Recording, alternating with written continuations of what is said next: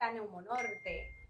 Esta noche Neumonorte se viste de fiesta porque tenemos un gran tema y acompañado de grandes compañeras y colegas como la doctora Ada de los Santos. Casada. Muy bien, doctor. Feliz de estar aquí con ustedes. Gracias, igual para mí es un gusto compartir este momento contigo y también con Tania Medina. ¿Qué vamos a hablar hoy? Interesantísimo, Ada, tú sabes lo que vamos a hablar hoy. El tema de hoy es evaluación pulmonar en pacientes que van. Vamos a entender y vamos a ver cuál es la importancia de uno evaluarse previamente. No solamente en adultos, también en los niños. Por eso tenemos aquí a Ada, tenemos a Tania como que nos va a orientar y nos va a ayudar con todo. ¿No me escuchan? Ahora sí, perfecto. ¿Cómo estás? Súper bien, muchísimas gracias por la invitación. De verdad me encanta este tema que de por sí es súper mega interesante para todas las personas, incluyendo mis pacientes que están súper emocionados de escuchar este tema de por qué se tienen que evaluar antes de operarse. No, y lo interesante es, y encantador del tema, es que muchas veces te pasa como quirúrgica. Entiendo yo que los pacientes se quejan, ay doctora, pero tantas evaluaciones, ¿por qué? Porque esto es una cirugía sencilla, porque no es nada del otro mundo, porque yo tengo que irme a evaluar. Y importante de esa evaluación, porque si la cirugía es selectiva, si es una cirugía programada, nosotros tenemos que entrar ese paciente de la manera más físicamente adecuada para que no haya una complicación. Realmente a nuestros pacientes respiratorios, yo diría, Ada, que todo paciente, o sea, conocido ya por enfermedades obstructivas como asma o cualquier otro padecimiento, no debe de entrar a una sala de cirugía de evaluación de neumología, en los adultos y en los niños. Y yo creo que me iría un poquito. Sabemos que, por lo menos en pediatría, ya va a conllevar algunos, vamos a decir, algunas facetas que son diferentes que en los adultos. En los adultos podemos hacer bloqueos o anestesia de diferentes formas. La parte de pediatría, la mayoría, y por ende, hay tú. Por ende, la vía respiratoria es el pilar de que todo esté bien, constante, esto. Entonces, yo me iría un poquito más allá, doctora, con relación no solamente a los pacientes respiratorios, también pacientes con alteración de la gástrica, un paciente con alteración abdominal que puede, la sabemos bastante, la parte abdominal va a influir mucho porque es la parte mecánica de nosotros para llevar una parte bien la que es la mecánica, para la redundancia.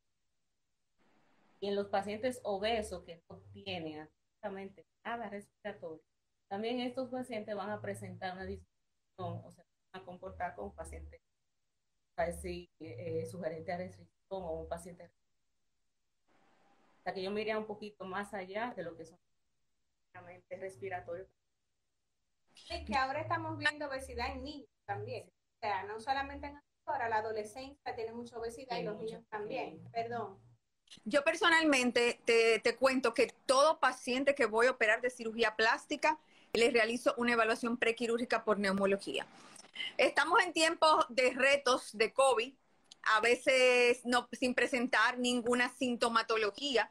También nuestros pacientes, cuando se aumenta con una aplicatura, o mejor dicho, se disminuye el lugar donde el pulmón se va a expandir, muchas veces nos hacen atelectasia.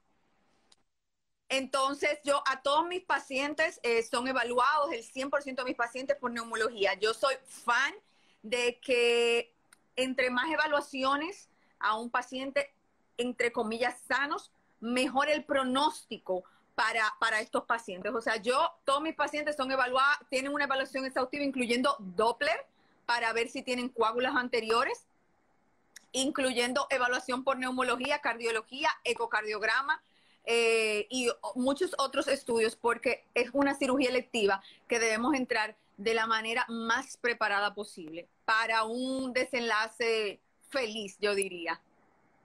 Y esa es la clave o sea, la palabra clave se llama electiva.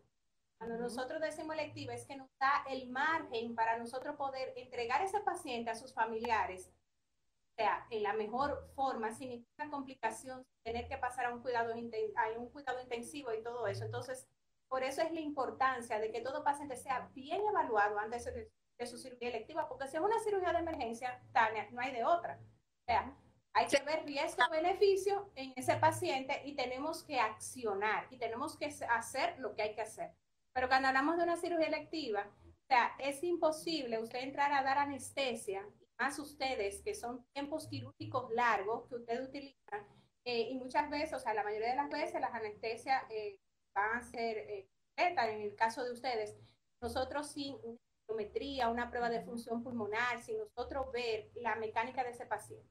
Te cuento, Tania, que tenemos situaciones a nivel de neumología, principalmente con los pacientes asmáticos, como decimos a nivel común, el que se aprieta del pecho, ¿verdad? El pecho apretado, como le gusta a la gente decir, o el que se congestiona, porque hay un detalle, o sea, decir la palabra asma a veces es un poquito, a los pacientes no les gusta, ¿verdad? No, no. Mi niño es asmático, no, mi niño se congestiona, pero sí, no es asmático. Deberían preguntar de la nariz o del pecho. Entonces, ¿qué tenemos con los pacientes con asma? Que ellos muchas veces entienden y creen que no están en broncoespasmo o que están perfectamente, que están respirando bien, porque se han acostumbrado a respirar, o sea, por lo que pueden, o ellos entienden que ese es su estado natural, porque como son asmáticos, ellos nunca van a respirar de una manera adecuada. Entonces, cuando nosotros hacemos las evaluaciones, que ustedes nos los mandan, encontramos muchísimas sorpresas, encontramos pacientes totalmente descompensados, pruebas de función pulmonares alteradas, muchas veces dicen, bueno, ¿por qué fulano se complicó? Pues se complicó porque no fue evaluado, porque no se le hizo una espirometría, no se le hizo una evaluación a tiempo y no pudimos tomar las decisiones antes de esa cirugía, porque qué bueno es si yo me doy cuenta que el paciente está controlado o está en broncoespasmo y no se ha dado cuenta, y yo puedo ponerlo en un tratamiento previo a la cirugía para cuando llegue a la cirugía, chévere, todo pase muy bien. Entonces, esa es la gran importancia que la gente, o sea, todos tenemos que entender. El médico no me lo pide, el paciente debe decir, doctor, usted no me va a mandar a hacer una evaluación porque yo tengo problemas respiratorios, yo soy asmática, o yo soy una persona que nací con una deformidad, una desviación de la columna, mi deformidad del tórax, etcétera. Entonces, y además de eso, en el caso más de los principios van a requerir procedimiento con intubación, anestesia generales, hasta que ya sean, dependiendo del proceso, hasta que ya sean adolescentes y ya se pueden hacer, aunque casi todo. Pero en los adultos ustedes pueden también recomendar, dependiendo de lo que tengan, bueno, que una cirugía que se puede hacer un bloqueo, yo mejor prefiero un bloqueo antes de, o si es una cirugía que yo quiero hacer anestesia en un área de su pierna, para que las personas entonces vean que se hace una buena evaluación, se hace una buena historia clínica, ya de esa forma yo puedo hacer una medicación para que. Y tomando en cuenta el caso que podemos hacer espirometría de niños muy pequeños, bueno, de 4 años en adelante, o sea que creo que es una muy buena edad para yo poder tomar decisiones y que el paciente entre en condiciones, como vamos a mencionar en muchas ocasiones aquí, en las condiciones óptimas. Pero también, si yo no puedo evaluar la parte de una espirometría por X o Y razón, también tengo otra forma de evaluar gasometría arterial, decir, bueno, mira, este paciente no está haciendo una retención de CO2 ahí tranquilito, silencioso, como algunos pacientes con SAOS lo hacen. Los pacientes de pediatría también tienen alteración de sueño, tienen apnea obstructiva de sueño, y no todos ellos son por amigdalitis. O sea, tenemos los pacientes que tienen síndrome de Down, que se pueden operar por otra cosa. Esos pacientes, si por X o Y razón no podemos hacer una espirometría, sería bueno hacerle entonces una gasometría arterial y yo tener, bueno, ese paciente está haciendo alguna retención de CO2 y eso yo lo debo tener presente para reportárselo a su médico cirujano para tomar medidas que me mejoren la condición del paciente y posteriormente no caiga en ventilación por un largo tiempo. Claro, no solamente los pacientes con asma, los pacientes con apnea obstructiva del sueño, muy importante que lo mencionaste, Ada, que ya está muy, o sea, ya tenemos más diagnóstico de apnea obstructiva del sueño, ya lo pensamos más, porque antes no había mucho diagnóstico porque no lo pensábamos tanto y por tanto no lo hacíamos, pero esos pacientes obligatorios que debe de ser evaluado con pruebas de función pulmonar y si no se puede hacer los gases arteriales, simplemente la medición de la oximetría de pulso, que eso lo podemos hacer en el consultorio. Entonces, o sea, esas evaluaciones nos ayudan a nosotros a saber incluso el tipo de anestesia que va a convenir en el momento de la cirugía, cuántas cirugías se pueden hacer a un mismo tiempo, porque muchas veces ustedes tienen más de un tiempo quirúrgico en un solo acto, ¿verdad? O sea, pueden hacer mamas, pueden hacer lipo al mismo tiempo o algo así. Entonces, nosotros podríamos definir si realmente el paciente está apto para hacer más de un procedimiento en ese momento. Importante bueno, también es el COVID, es importante también. Que yo quiero hay muchas preguntas del público y entonces, ¿cuándo un paciente asmático pudiera operarse? O sea, tengo asma, ¿qué condiciones son las óptimas para yo realizarme una cirugía plástica? Cuando el paciente, hablamos de un paciente que está en control, que es un paciente que está en control, que no está yendo a las emergencias, que no está utilizando su medicación de rescate, que no tiene despertares nocturnos, o sea, de noche porque tenga alguna exacerbación y algo, y que cuando hagamos su prueba de función pulmonar, su espirometría, nosotros encontramos una prueba de función pulmonar en parámetros aptos para llegar a la cirugía. Pero paciente con síntomas que está haciendo broncoespasmo, que está utilizando el inhalador de rescate, no es que no se pueda operar, es que debemos primero llegar al control con él, tratarlo, manejarlo y luego entonces poner la fecha de la cirugía. Cuando ustedes dicen control, ¿cuántos meses debe haber pasado desde la última crisis para yo como asmática poder operarme? Cuando nosotros decimos control, lo que definimos anteriormente, si no está utilizando la medicación de rescate, si es un paciente que está haciendo su vida sin limitación al ejercicio, sin limitación a su vida laboral, a lo que hace la ama de casa y esas cosas, y principalmente que no está utilizando la medicación de rescate, que no esté diciendo estoy en crisis, me falta el aire, subí una escalera, me estoy cansando, fui al gimnasio, me tuve que parar porque me agité, me faltó el aire y todo eso. Y la famosa juca, señores, que la gente cree que causa daño. Yo sé que ustedes deben estar locos con esa juca. ¿Nos pueden dar luz un poco a todo el público?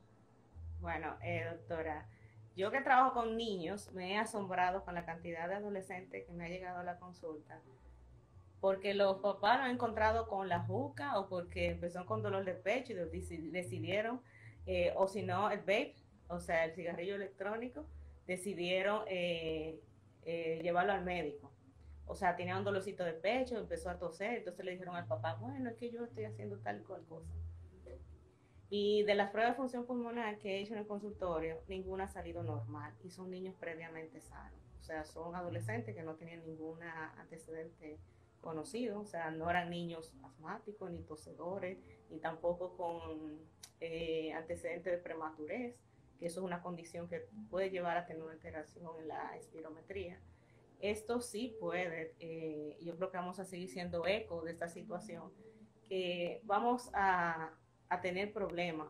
Bueno, estamos teniendo problemas, porque si yo tengo ya un adolescente de 12, 13 años que ya empezó a consumir tipo de tabaco, porque eso es un tipo de tabaquismo, aunque no usen directamente, o sea, están fumando.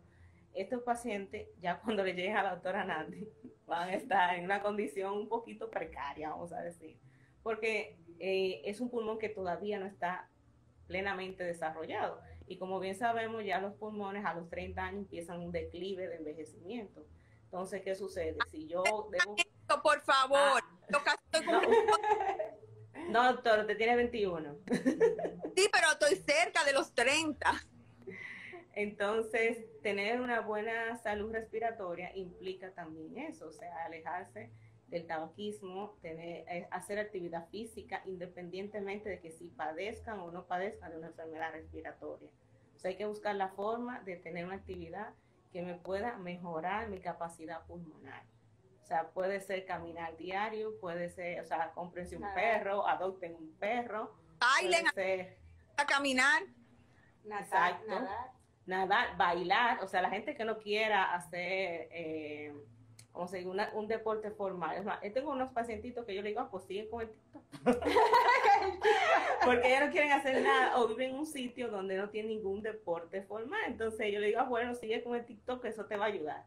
Entonces, mejorar la calidad de vida, eso está dentro de la salud respiratoria.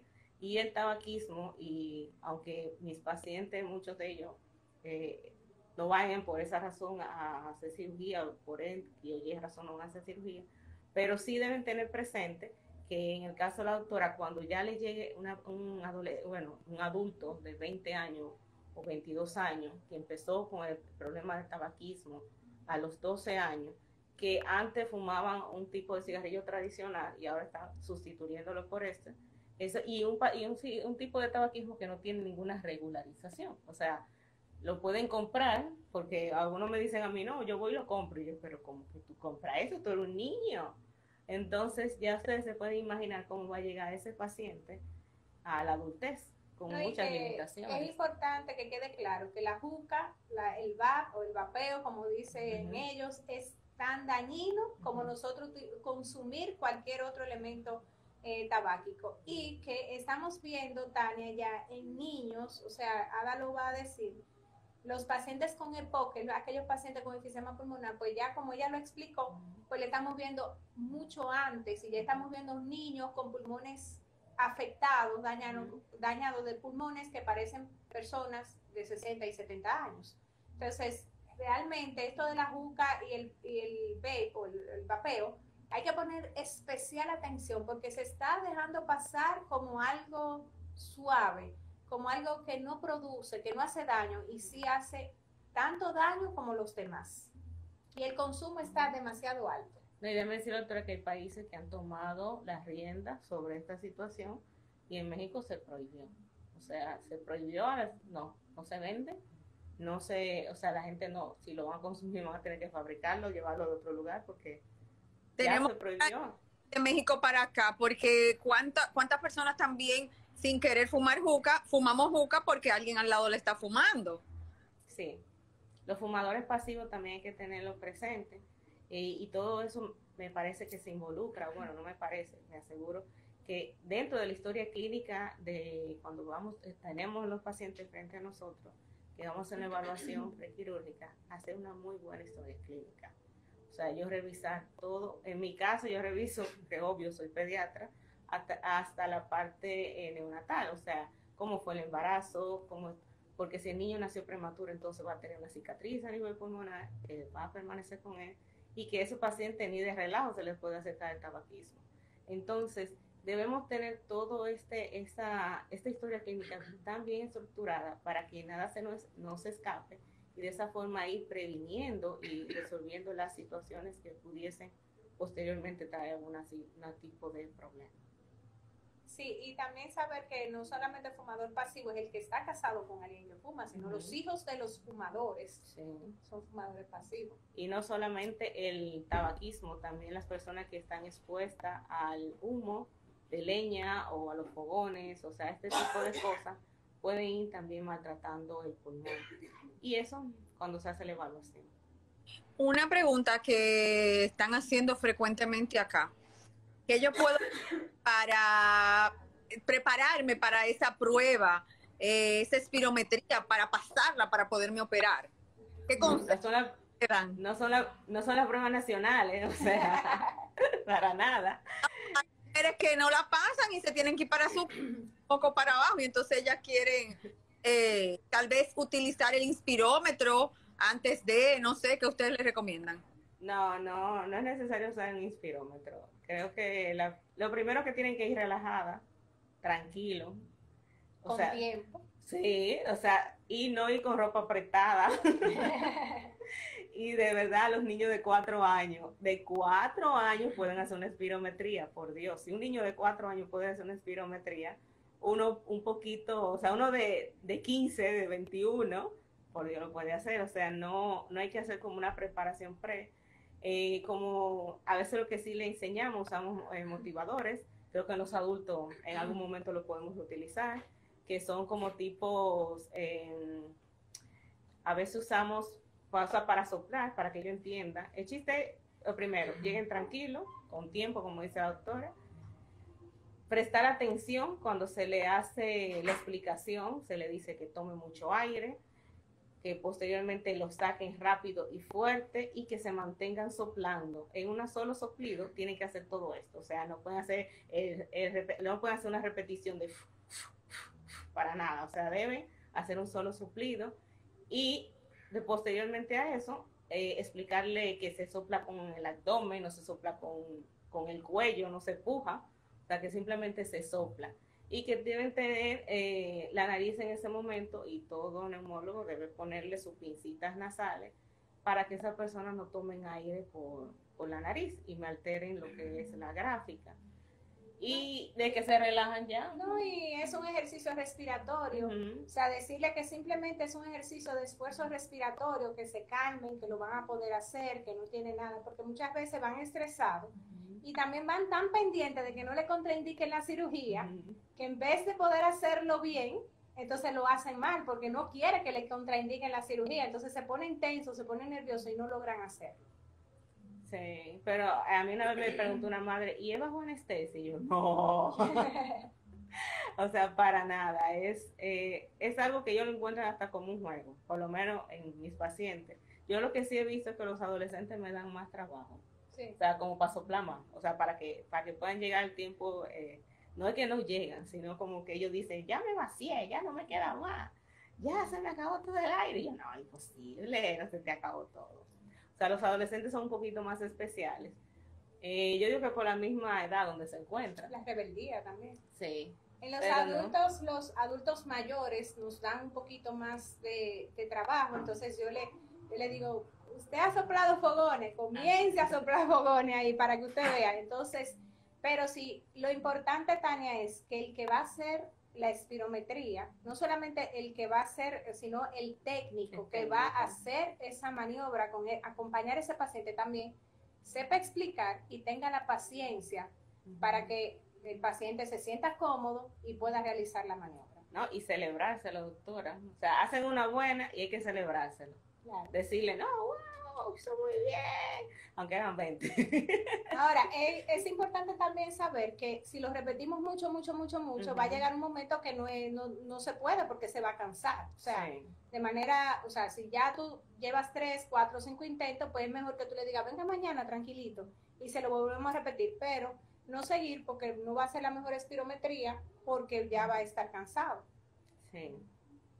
Consejos finales, chicas, para toda la persona que se quiere operar y cuál es la razón principal por la que yo como paciente tengo que realizarme esa evaluación prequirúrgica con el neumólogo. La evaluación principal es evitar complicaciones en el momento de la cirugía y en el postquirúrgico. Sí. Esa es la primera razón principal. Yo quiero tener una cirugía exitosa, no solamente porque mi cirujano es exitoso y porque Dios aquí así lo quiso, sino porque no puedo tener complicaciones. Entonces, debo de hacer mi evaluación. Como se hace con el cardiólogo, así es tan importante hacer como con el neumólogo esa evaluación. Entonces, esa es la evaluación principal, evitar complicaciones. Y el consejo es, todo el mundo debe de tener una evaluación de neumología previo a una cirugía, porque necesitamos anestesia, y si necesitamos anestesia, necesitamos tener una vía aérea y una función pulmonar adecuada para evitar esas complicaciones. En los niños... En los niños creo que se resume lo mismo que usted dijo, doctora, y como voy a volver a mencionar, porque es válido, el tipo de anestesia en los niños, la mayoría es intubación, o sea, se tiene que dormir, como dicen. Entonces, cuando se intuba un paciente pueden hacer broncoespasmos, pueden aumentar mucho la producción de moco y producir atelectasia. Entonces debemos evitar o tratar de evitar, siempre se le pone unas recomendaciones previo a la cirugía, o sea, el prequirúrgico y posteriormente a eso. Sabemos que se manda a deambular al paciente posteriormente con el fin de disminuir lo que son el movimiento intestinal, que el paciente no tenga ningún problema y esa forma también ayuda al pulmón. pero siempre debemos evaluar al paciente porque debemos disminuir lo que son las complicaciones y que el niño salga, en mi caso, lo mejor posible y que posteriormente sea una experiencia que pasó. Agradable. Ya. ¿Verdad? Sí, que ellos cuenten del 5 al 0 y que se durmiera y se despertó, ya me siento bien. Y no pasa nada. Sí. Mis chicas, de verdad me he sentido muy honrada, he aprendido muchísimas cosas que no sabía y que bailar también ayuda con los pulmones. Muchísimas gracias por invitarme a este live. Mis pacientes han quedado edificadas y felices y les deseo una feliz noche. Y a todas ustedes, mis mujeres que están ahí preguntando, por favor sigan a Neumonorte, que tienen muchísima información interesantísima, no solo para la cirugía, sino tips así para mantener sus pulmones saludables y espectaculares, que es una parte vital para operarnos. Si queremos operarnos, debemos hacerlo de una manera segura. Gracias. Muchas gracias. Ay, gracias, Tania. Cuídate. Gracias.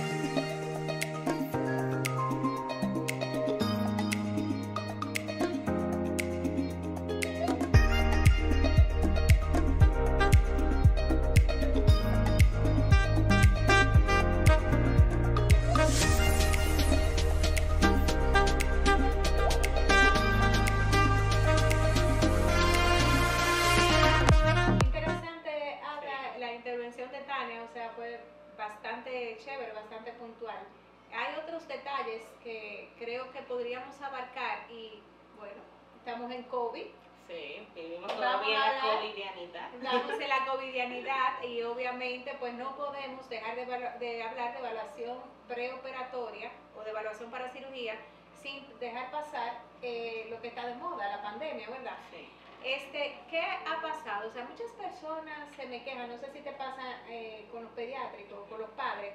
Doctora, ¿por qué es que hay que hacerme la prueba? ¿Por qué? ¿Por qué? Porque incluso yo soy un poquito exigente. Cuando yo voy a hacer la prueba de función pulmonar, yo trato de tener mínimamente un antígeno o algo previo y me llevo muchas sorpresas cuando hago esa prueba aleatoria, porque aunque todos sabemos que el COVID puede verse asintomático, hay personas que tienen, qué sé yo, un día una congestioncita nasal, un día le dio un dolorcito de cabeza, que lo tomó como algo nada del otro mundo, no lo tomó en cuenta, como nos puede pasar a cualquiera, estornudó, lo que sea, y cuando llega la evaluación, que es enviada por el cirujano y que nosotros le hacemos esa prueba, oh sorpresa, encontramos esos pacientes positivos. Entonces, en tiempos de pandemia, pues claro, tenemos que hacer tamizaje de COVID, y me pasó una vez que me mandaron una paciente a una evaluación preoperatoria, o sea, no reciente, pero te puedo decir unos cuantos meses atrás.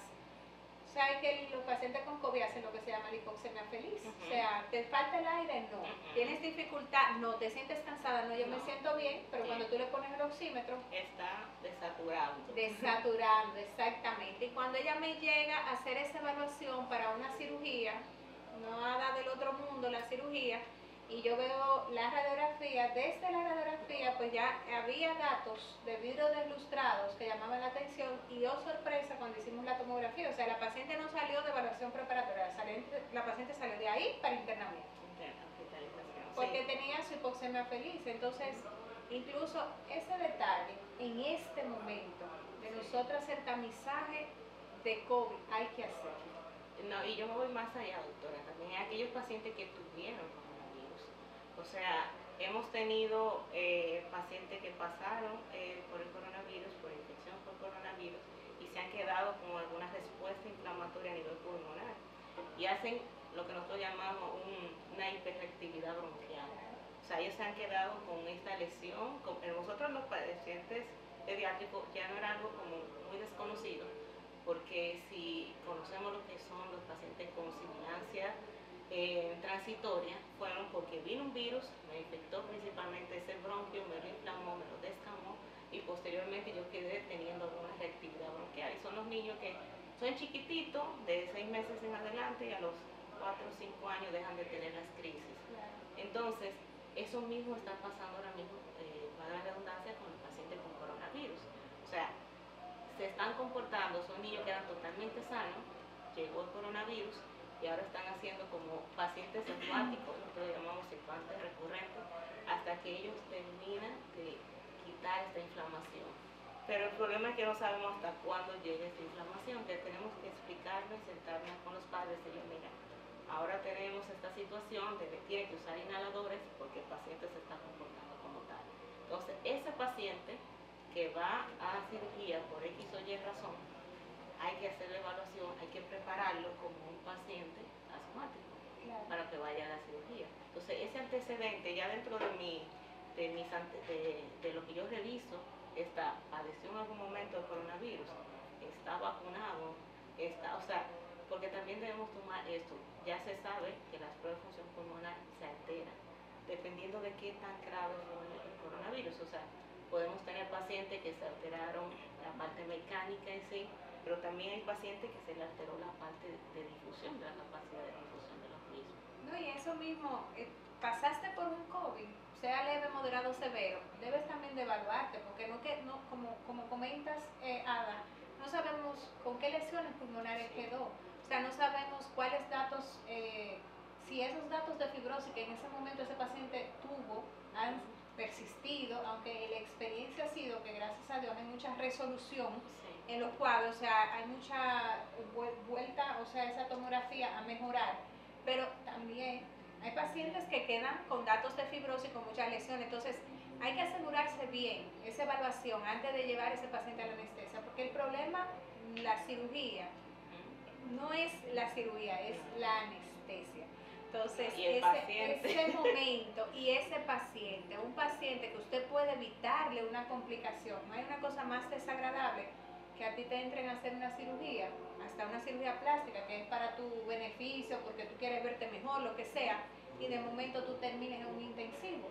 Imagínate para unos padres que entren a un niño por una apendicitis, por una circuncisión, por un detalle, y de momento va para máquina, las cosas se complicaron y eso. Entonces, todos esos detalles, ¿con qué lo evitamos? Con una evaluación. Evaluando, ¿verdad que sí? Sí. Entonces, por eso es que de ahora en adelante tenemos que hacer cultura de las evaluaciones, porque a mí me da mucha risa, porque todo el mundo dice, yo me voy a operar, yo tengo que ir al cardiólogo. Sí, o sea, eso nadie lo baraja, esos cardiólogos son... Eso es sine qua non. Eso es, mi amor, donde llegó el cardiólogo se pararon las aguas, todo el mundo, hay que ir al cardiólogo, hay esto. Pero señores, el neumólogo también es un ente muy importante para evaluación porque evita grandes complicaciones. Sí. Entonces, no sé si en el escenario hay alguna pregunta disponible. ¿Tenemos alguna pregunta?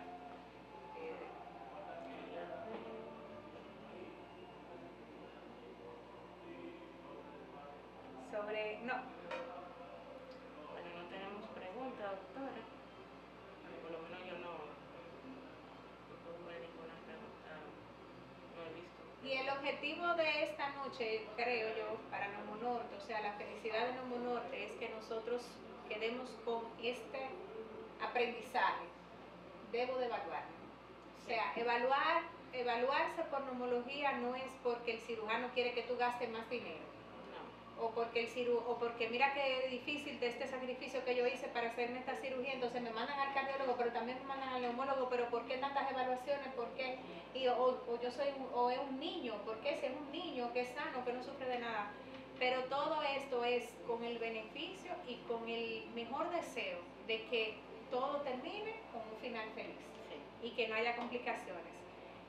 Para nosotros es un placer ustedes estar acá con nosotros, haber estado aquí en compañía de ustedes y que podamos llevar un poquito de nuestros conocimientos y que salgan con esta nueva idea, ¿verdad? Sí, claro. Y el aprendizaje de que sí es importante evaluarnos y que no, de aquí en adelante, promesa. Vamos a levantar la mano todo el mundo y vamos a decir, prometo no entrar a cirugía sin una evaluación de neumología. Así que esa es una nueva promesa y un nuevo reto. Y Ada, que tú digas, claro, la misma promesa. Bueno, sí, y tener en cuenta que ahorita vi como que la gente se inquietó mucho con lo de la espirometría, ya para cerrar. Lo importante es que usted vaya donde su neumólogo.